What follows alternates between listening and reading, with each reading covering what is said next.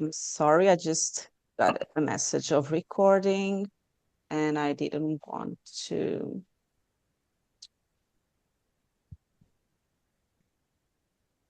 And I know this is not in the right mode, and I believe now this is in the right mode. So today's purpose is to share with all of you and to discuss what is being what it's are the some insights that we have been collecting with BioValue work and around relevant transformative changes in spatial planning to unlock biodiversity value.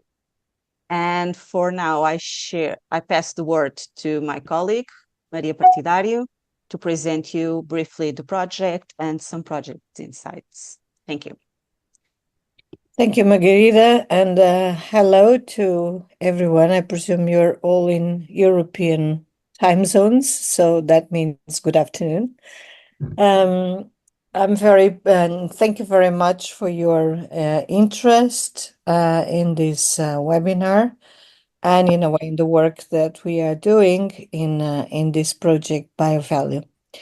So I will, Margarita, can you give me the next slide?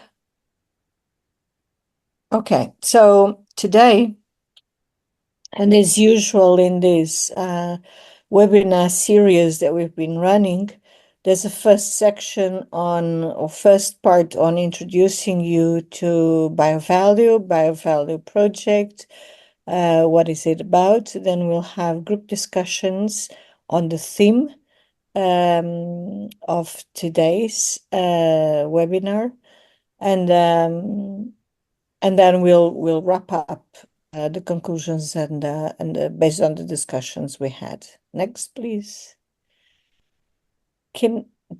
Yeah, thanks. So the BioValue project, I wonder to what point many of you have been able to look at our website and see what this project is about. So very briefly, BioValue is a Horizon project, a 36 months Horizon project that was initiated in July 23, if I'm not wrong, 23, and the purpose of this project is to look into the safeguard of biodiversity through spatial planning activities. That means, and that we were aiming towards transformating change in the activities that usually may affect biodiversity through the policies, through the spatial planning practices, through infrastructure development, and therefore looking into one of the main causes of biodiversity loss, which is spatial planning and land use change. What we're doing in BioValue is like a strategic approach to enhancing biodiversity value, not by acting upon biodiversity itself, but by acting upon the activities that lead to biodiversity change in spatial planning. So this is all wait, you told me that I have control, so let me control the button. So the idea of this project, BioValley, is also part of a larger program, European Union program, that is transforming biodiversity, or transforming pathways to biodiversity enhancement, which is also connected to the EU biodiversity strategy. Still in relation to biodiversity or BioValue, the way we envisage to approach this main goal of BioValue is to have an instrumental approach. So in this instrumental approach, we're looking into the possible action of 3 different instruments. spatial planning instruments, environmental assessment instruments, and economic and financial instruments, and how this can be used to help spatial planning to enhance biodiversity value. And we look at that both to individual instruments as well as the combination of these instruments. So that performs or completes the three main objectives of this project. I thought I had control, but I don't, Margarida. Doesn't move. Okay, thanks. As an application of BioValue, we have three arenas for transformation. The arenas for transformation are where action is taking place and where we are, in a way, experimenting these different both policy as well as technical and planning approaches to spatial planning, and how spatial planning can help change the consequences on biodiversity, and in fact invert those consequences to become enhancement of biodiversity instead of loss.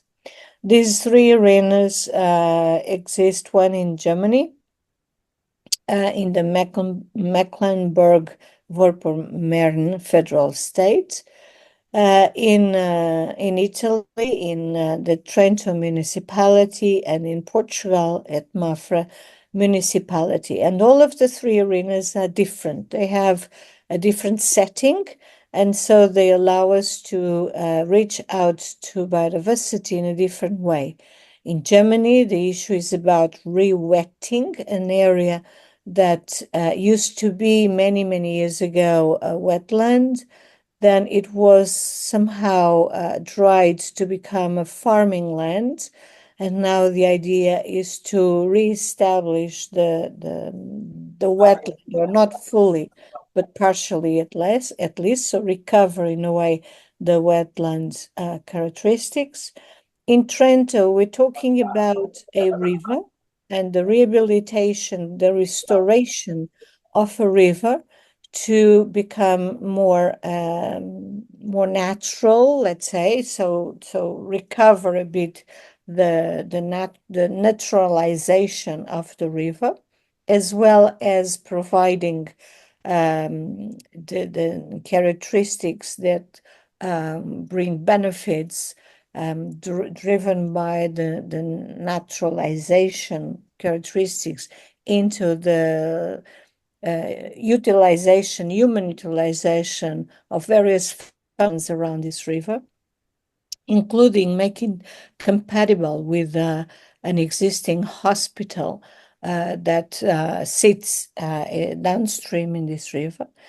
And in Mafra, we're talking about the whole municipality, in fact, and the municipal master plan being revisited, being revised, where a very oriented biodiversity concern is reflected in the intentions of the municipality to look into ecosystem services and to look into the enhancement also of farming practices, all in line, or in attempting to put it in line with biodiversity values. Okay, please. Okay, all of this project is being run by various partners. Some are academic partners, which are the University of Lisbon, the University of Trento, the University of Aalborg in Denmark, and the Centrum for... Sorry? Can I ask you to please switch off your microphones so that we don't have interference when you have to talk, please? Thank you. And the Helmholtz Institute in Germany. Then we have ICONS, which is the communication and dissemination partner based in Italy. And we have the case study, or the arena partners, which include the community of Trento, the municipality of Mafra, and the Kuno Consulting, which is exactly running the MacPom case in Germany. Grida, please. Okay, so this series of webinars, which we call the Impact Dialogues, because these webinars allow us to have an interaction with different stakeholders that may be interested in different aspects of the biovalue, whether it is spatial planning or biodiversity or any of the instruments that we are using. So this is the fourth webinar looking into transformative change in spatial planning. And we had already, this is the first three, having looked more specifically upon each of the instruments that we're working with. So spatial planning instruments in the first, environmental assessment in the second, and economic and financial instruments in the third. As you may see from the dates, we've been running these webinars since March this year. And now, looking into what is, in a way, the development of a possible or a future outcome or key outcome in this project, which are possible pathways for biodiversity in spatial planning. So looking again into our main goal of biovalue, and this webinar is particularly focusing on how are we going to be able to achieve objective 3, which are the processes of change that we should or could expect to look into spatial planning practice and policy, so including policy and planning processes to enhance biodiversity values. So the big question here today is, how can we do this? How can we establish process of change in spatial policy and planning processes to enhance biodiversity? So to support this discussion, let me briefly describe the concept of spatial planning that we have adopted in this project. As many of you know, all of those that work with spatial planning, sometimes it's difficult to establish a standard process of spatial planning because it changes so much from country to country, from region to region. It's extremely influenced by decision cultures. It's influenced by historical reasons. It's influenced for many, many reasons, and also even for the broad policy and planning setting in a country. And therefore, it's not easy to find a standard process. However, we have exchanged among the partners in this project, and we have also cross-related to other, namely policy processes, policy cycles that are already published in the literature.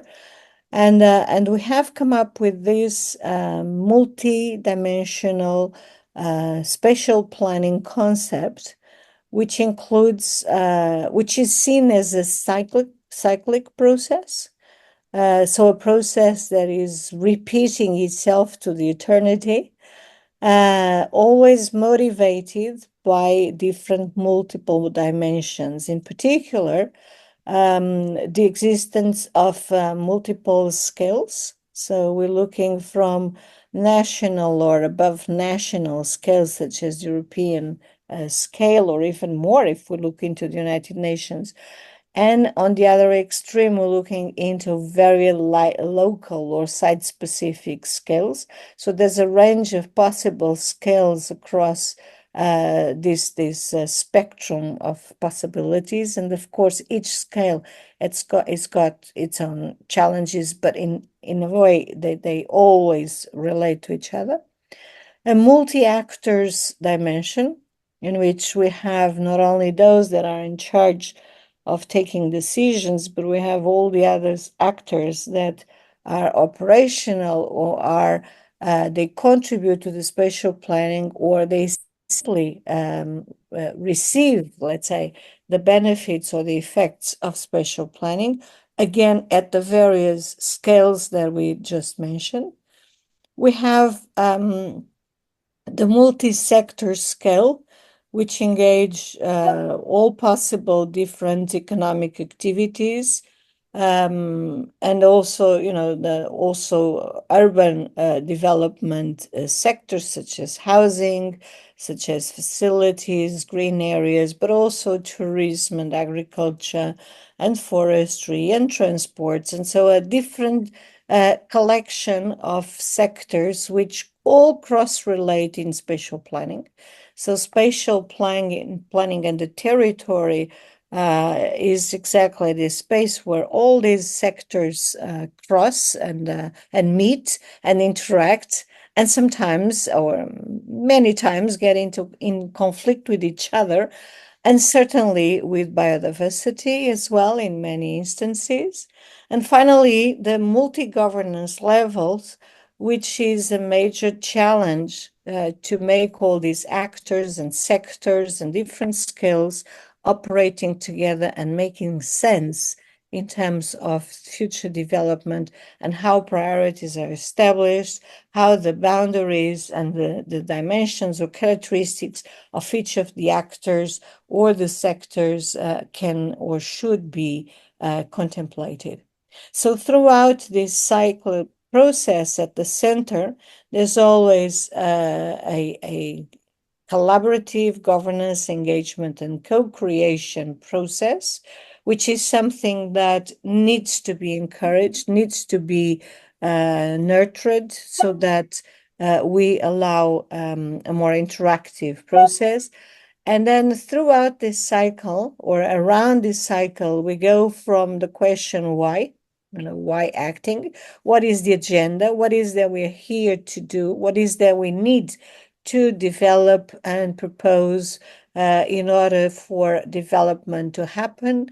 Throughout a vision, objectives, a diagnosis to understand what the situation is, what are different options or alternatives to act, how to structure and share and choose on the different priorities, the implementation process, which is usually the longest process in terms of timings, generating different outcomes, doing actions.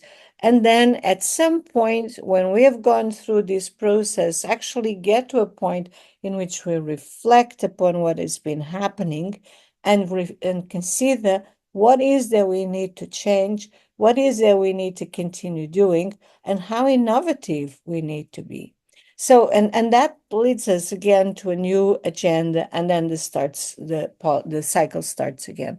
Now, all of this is seen now here in BioValue, looking at how spatial planning is managing these different dimensions in view of creating transformation to enhance biodiversity.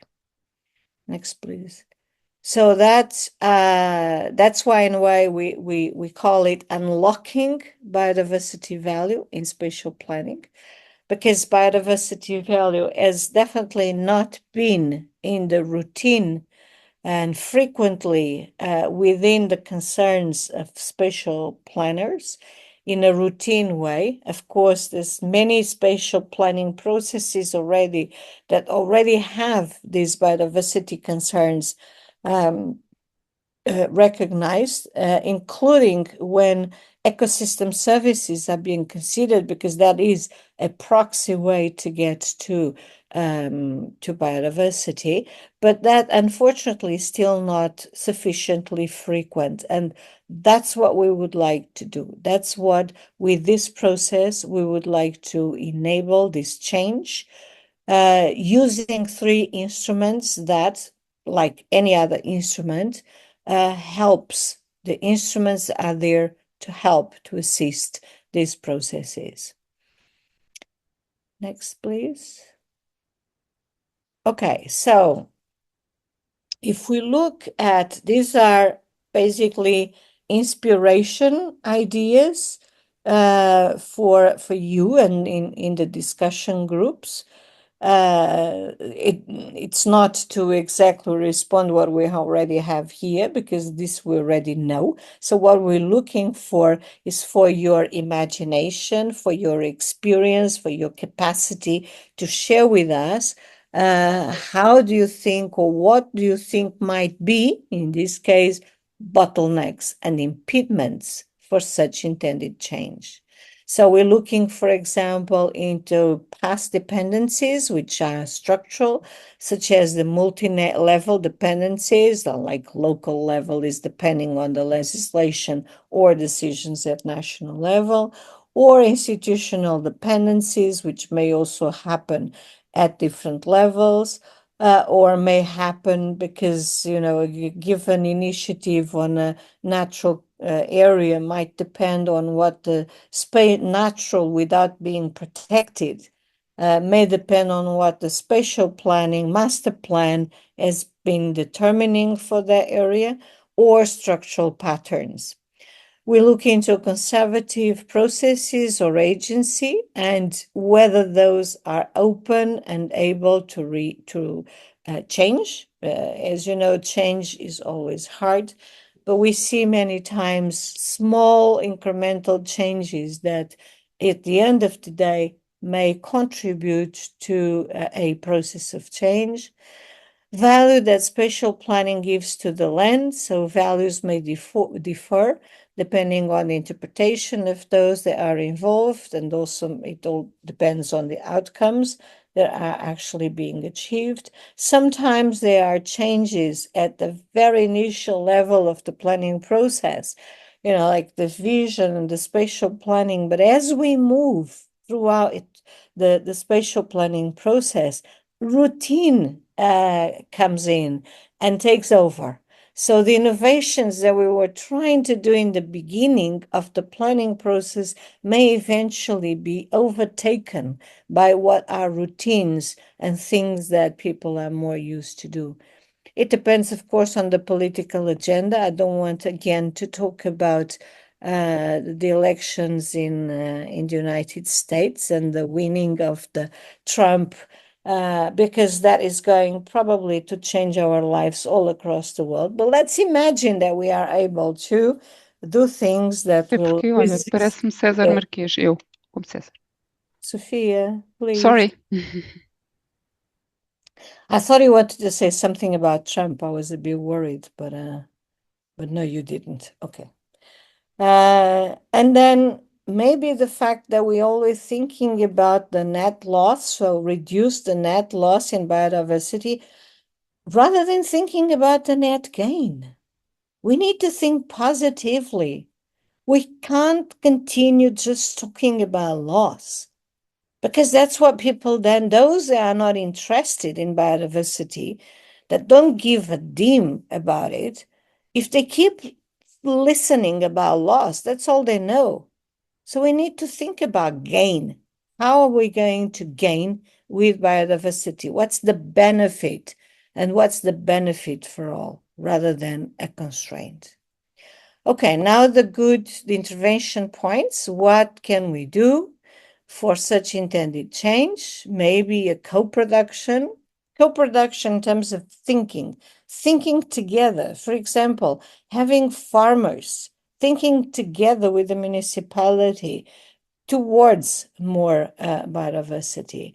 Thinking of tourism and how tourism can be established in the area to actually use biodiversity as an attraction, etc. Assumptions that assist the practice. So we need to think, and that's something that you can help us to identify. What are the possible assumptions that we can consider? Windows of decision. When throughout the spatial planning process? What is the right moment? Or are there various right moments? Coupling of different sectorial systems. putting them together, forestry with agriculture. Agriculture and forestry have been with their back to back. Maybe they should start giving hands and think jointly. Design and implementation. What is transformative or not? So the things which are not very useful to be transformative, but there's other moments and other actions that can actually help. And then what are innovations? If you know in your own context, in your own country or region, of innovations that have been working, please share them with us.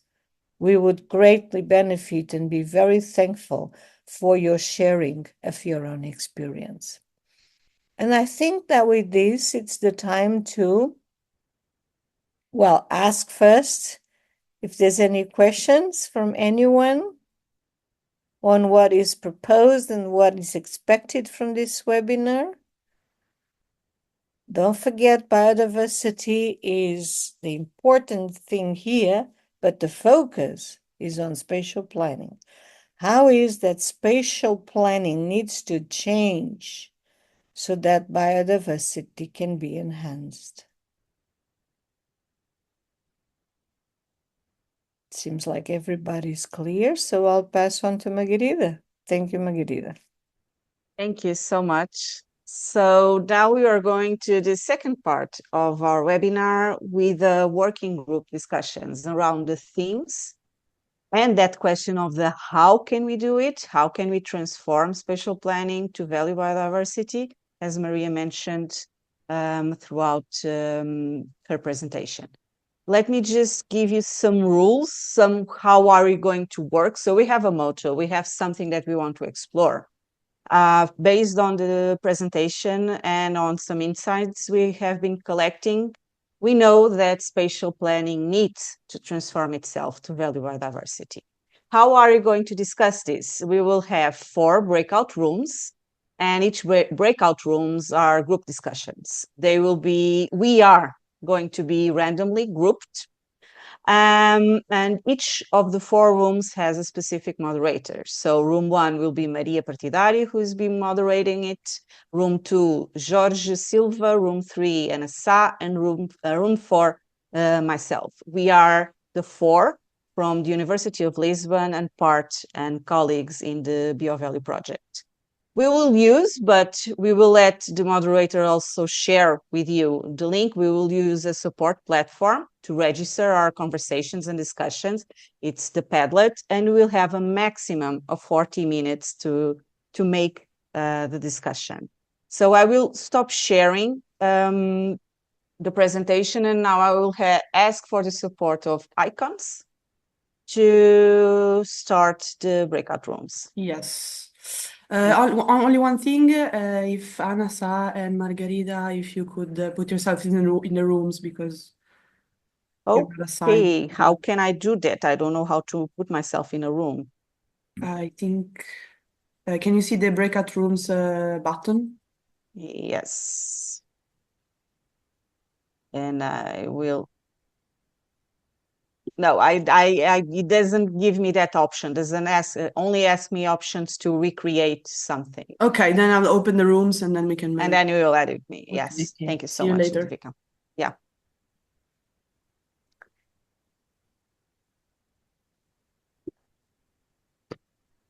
So where do I go? Room 1. The room. Okay. Maria, I'll put you in room 1.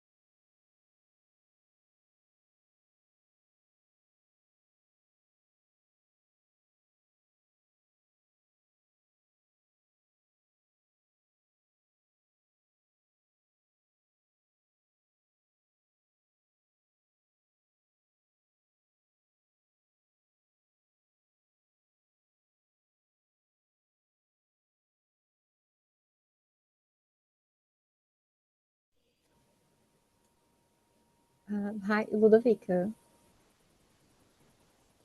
Yeah, sorry. I need. Can you hear me? Yeah. Just for you to know, I was in a breakout room, and I think Ana Sá and Jorge are in the same room. So I Okay. think you have to So change Margarita them. is in room 4. In room 3, there's Anasa. In room 2, there's Jorge. And in room 1, there's Yes, now it's correct. Maria. Okay. No, it's Okay. Thank you so much.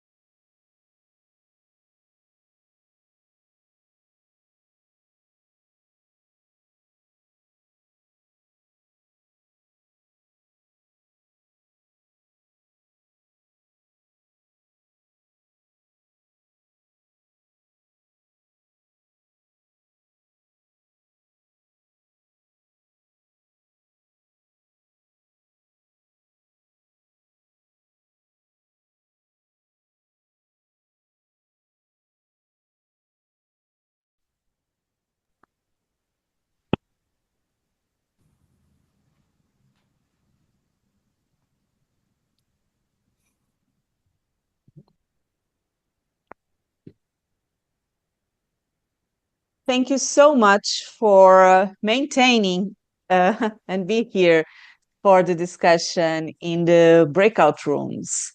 So I hope the discussion was fruitful to you. We know that it will be for us, for our results. And maybe I can, if it is okay for you, I will ask each of the moderators of the rooms to do a brief summary before we can do the closing of these webinars. So maybe I can pass the word to Jorge, if you can do a brief summary of what you have discussed in the breakout room. Okay. We had 6 participants. To make a short resume, I would say that there is some thoughts about how the change on spatial planning process, what is how to implement more than that. From who comes the wind of change? So there are some contributions from Jennifer saying that, at least in her opinion, the strong wind will come from national level, imposing a change by regulation, which is also, I can imagine, the case in Portugal.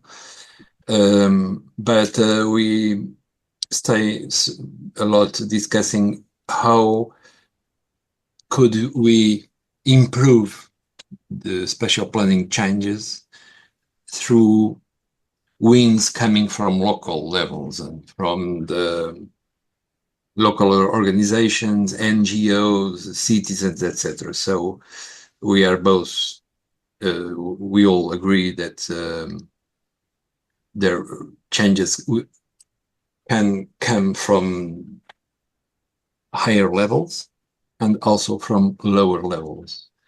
And both these movements will contribute to some change on the spatial planning practice.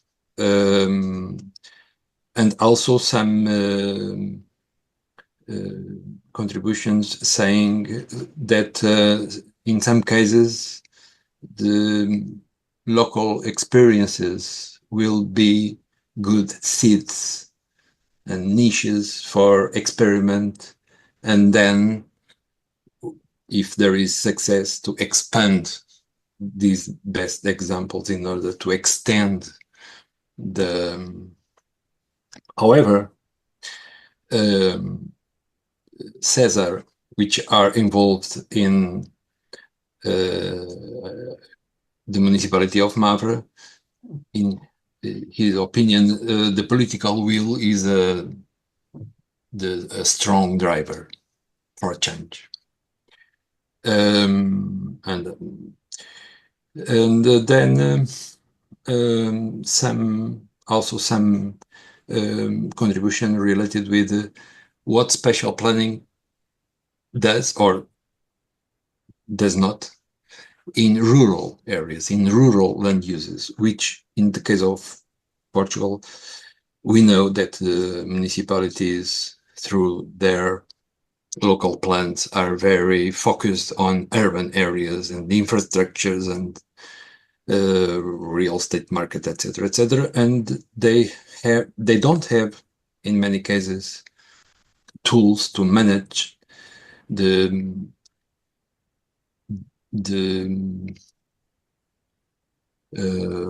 rural land uses because they are very influenced by European policies and European funds and institutions located on higher levels than the municipalities. I think, I don't know if I am forgetting something, but I think it is what we have discussed. Thank you so much, Jorge. May I pass the word to Anna Sat to do a brief summary on what was discussed. So time was really short, really, really short. And we started by discussing the case study of Poland, because Monica is from Poland and she researched how precisely biodiversity is included in the spatial planning legal framework in Poland. So we started by analyzing, and Leah left some very well systematized notes about on the placard, on what's the name, on the platform. Okay, the Padlet. Yeah. We could find a lot of similarities between Poland, Portugal, Italy, and even Denmark with some other countries. And so some of the critical elements that we need to change are also there. So Poland legal framework, it is very based on the municipal level, but without being supported by some national policies, sectorial policies that are very relevant, so that at the municipal level, spatial planning can be implemented with effectiveness. And so it was on that point Lone was discussing, and we were all saying yes, that maybe for identifying what needs to be changed so that biodiversity is considered in the perspective of a gain, maybe we need to acknowledge, I think that makes part of our diagnosis. I mean, we all recognize that spatial planning is sometimes it's very lonely. It's not well supported in some other sectorial policies. We mentioned some, and it is highly driven by projects and by open windows of opportunities for funding or And so with this kind of mindset, I think we were concluding that it's very difficult to expect so much more from spatial planning. Despite, of course, that a lot of things need to be changed. And recognizing the value of biodiversity, I think it's crucial. Monica was giving some examples of how farmers really don't recognize the forestry areas where there are animals that destroy the crops. So biodiversity is the enemy, needs to be controlled so that the agriculture use can be more profitable. So that was, I think, a very interesting point of view from the case study of Poland, because it happens in other places. But very quickly, Monica got there to the lack of recognition of the value of biodiversity. So that needs to be changed. I don't know, Leah, Lone, Elena. Elena also left some messages here in the platform about the role of the environmental assessment through the different stages of the spatial planning. And Lone was sharing her pessimistic perspective, but even though she was saying, I mean, but I can see that spatial planners are recognizing the potential that using that kind of tools can have in promoting more effective and efficient results. Yeah, thank you, Anna. Thank you so much. And now I will do before I'll do the summary, just to let you all know that we will make available the slides that supported these for everyone. So on last room that we merged two rooms throughout the discussion, and we started our conversation on one question that was provided that Judith made on what to do about status quo actors who do not want to collaborate.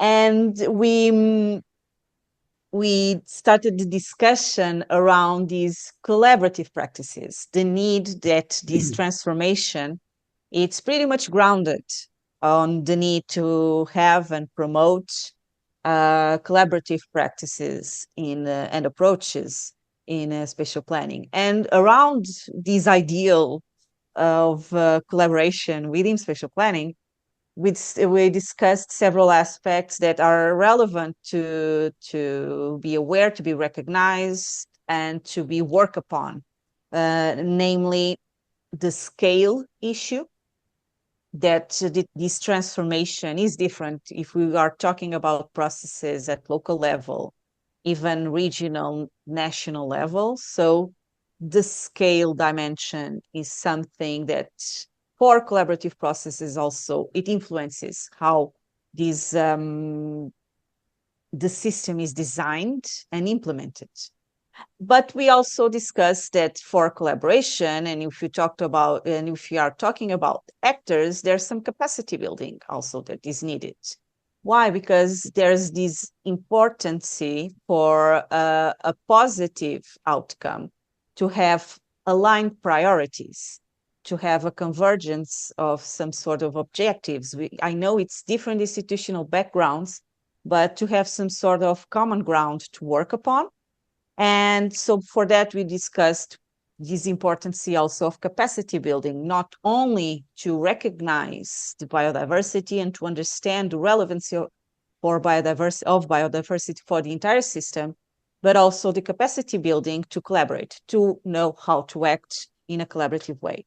And we also discuss the importance of innovation. Innovation in terms of practices. There were some examples that were presented, but also the innovation has a way to share benefits, as an open door has the first window where those who will benefit from this valuation of biodiversity and spatial planning to really recognize that and to recognize that their practices are important to alter this issue of biodiversity loss. But around this actor, the importance of the actor and the agency within spatial planning maybe was the overall aspect that was discussed. Please correct if anyone wants to add something on the discussion that were in room 4, or adjust or completely say, okay, this was not discussed, please just say something. Margarida, may I ask you something? Jorge, claro. After this meeting, the Padlet will remain open? It is open and will remain open. And if you want to add something, we will provide like in 1 week it will be open. So in 1 week, if you want to. No, just today.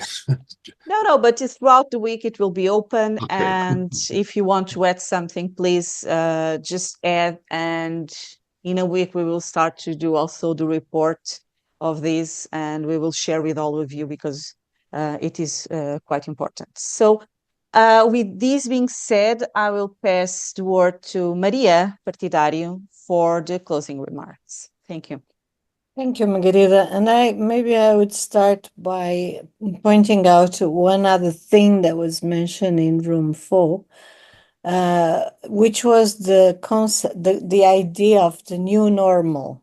It was Jenny who came up with that, and I think it's important, especially when we accept that we live in a dynamic world, and not only we see also in some countries very advanced progresses that were done from an environmental perspective, and which now with this increased populism and change towards right governments, we are sort of losing that.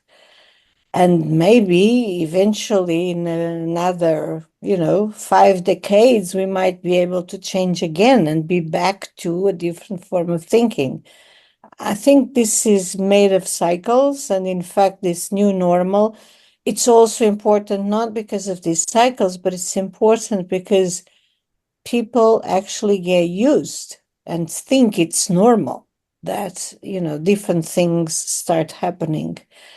And saying that, when I heard you, Anna, commenting on the lone corner of pessimism, I just thought of a brilliant paper she has on change agents.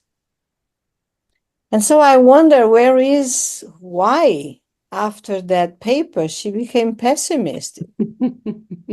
I don't know, Lone. You better explain that to the world, because I thought you were, You're inviting me to say something. I'm inviting you to say You know, something. I'm a super positive, optimistic person and can perceive myself as a change agent. And that's also why I was sharing that we have started continuing education for spatial planners, because we want them to be strongest change agent instead of being too much driven by development projects. I think that was the context of it, that I in Denmark see more and more spatial planning being decided by projects. So very project driven, a private led development without this holistic outbalance view. So that was the context. I'm a very positive person. Okay, well, good gracious, because I was getting worried. No. You might have changed. No, anyway. And Lone, actually, you started by saying that you were pessimistic, but you finished the phrase saying that you were very happy because you could see good results from that experience. That comes from an optimistic person. Okay, good. We've clarified that for anyone that might have kept the idea like me that Lone was pessimistic. Giving up. Giving up, yeah. And that's one thing. Never give up. That's one of the most important things that we need to learn. Now, we've heard several interesting ideas coming through this webinar. I liked one of the first: local experiences generate good seeds, and that can generate good examples, which is good. Political will, yes, indeed, Cesar, that has been something on our plate for a long time as well.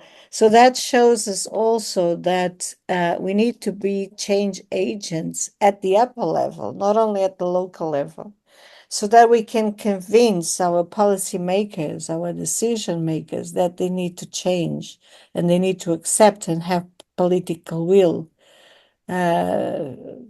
There's been a few examples, and I won't go into that detail, but there's been a few examples these days where political will can actually change patterns of behavior. It is true that there's a lot that we can do with spatial planning at local level because maybe it's closer to action. But spatial planning, as also somebody said, and Isabel, for example, keeps repeating that spatial planning is where all the sectors meet in terms of the implementation of policies. They get implemented in the territory. And it's spatial planning that has got the capacity, this integration capacity of putting them together. So if spatial planning has not been talking to sectors, my God, forgive me, these spatial planners here, but it's your fault because you have not been engaging them. So it's time now, time to engage the sectors, time to speak to them. I remember when we were doing some strategic assessments of the grid transmission lines, the electricity transmission lines, and they were complaining, the guys, that the municipalities were doing their own plans and never would ask them what about their needs in terms of placing or connecting and putting their lines in corridors that might already exist or not, and having this dialogue, having this discussion. So the spatial planners, in fact, I think I heard that somewhere, can't remember if it was here or in the room or in the breakout room, but the spatial planners end up getting used to do their own thing in their own environment, in their own nucleus, and then forget to speak with the sectors which actually contribute to making development happening as well. So there's a lot to be done. Remembering that this is about biodiversity, remember, biodiversity brings a lot of different benefits. Biodiversity is not only about the flower or the bird. Biodiversity is about health, is about genetics. It's about pharmaceutical issues. It's about a number of different aspects and dimensions and sectors. And we need to explain that to our policymakers so that they realize that we need to have biodiversity in place. So I guess that given the time, and 3 minutes past, I think that we should perhaps stop here. Maybe it's my honor to thank you very much once again for your participation, for your ideas, for your stimulating questions and queries. And we're going to have still another webinar, a 5th webinar on the 2nd of December. If you are interested, that webinar will be even more interesting because it's going to be about the action that has been happening in the arenas. So I already welcome you that are here to join us on the 2nd of December and to also keep an eye on our website and what we will be producing throughout. We'll be finishing in June 25.